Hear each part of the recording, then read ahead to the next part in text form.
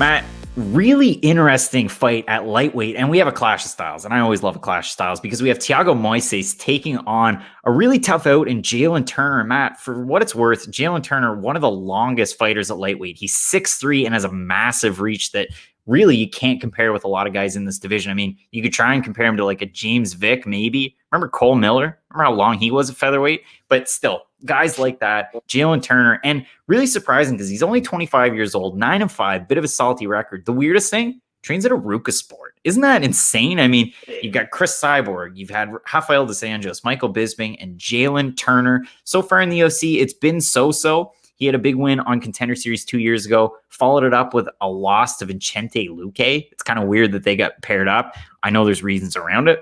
Gets a knockout win over Callum Potter, loses a decision to Matt Frevola, and then in his last fight gets a win over Josh Culibao on extremely short notice. Josh Culibao, great to see. He's got a fight coming up that was just announced today. I'm really looking forward to that. I think that he has a good opportunity. Great to see fighters from down under getting a shot. Now, how does that pertain to this? Jalin Turner, good stand-up fighter, uses his length, but not to the greatest avail.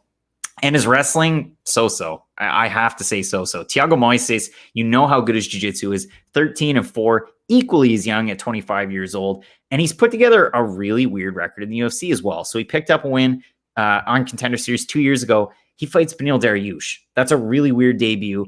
He loses, predictably, beats Kurt Hollabaugh, loses to Demirs Magulov, and then beats Michael Johnson in a fight where you think, if Thiago Moises fought Michael Johnson, he was probably the underdog, right?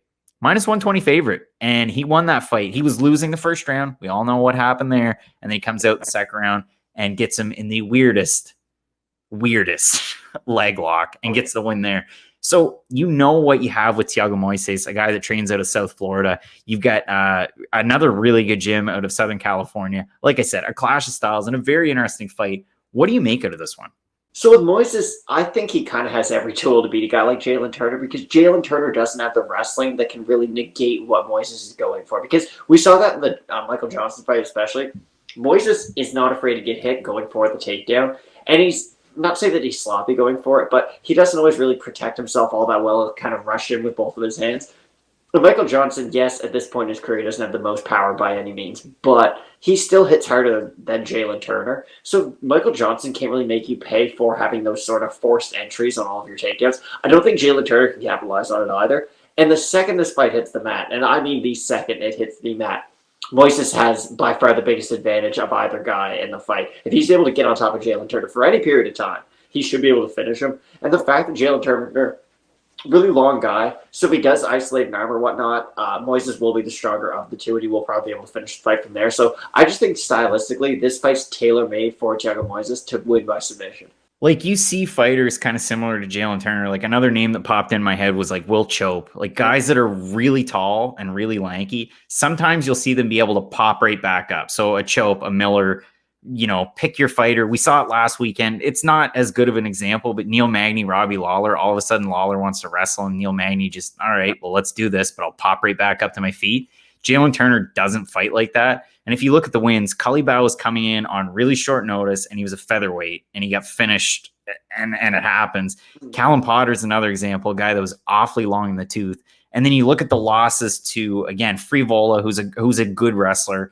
And I mean, Vicente Luque, well, that's going to happen. You're a lightweight moving up to fight like a contender.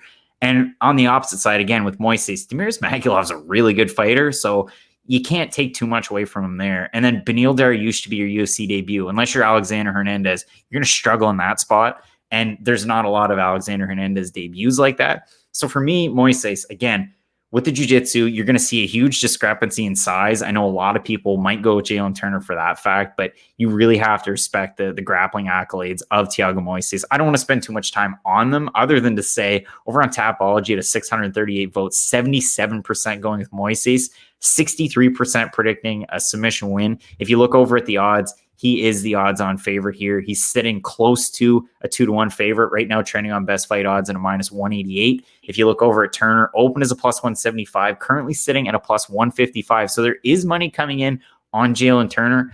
I just don't see it here. I mean, yeah, if you get Moises getting kind of sloppy going in for a takedown, maybe you see Jalin Turner toss a knee up because he is very athletic and explosive, especially with that frame. I just don't see it here.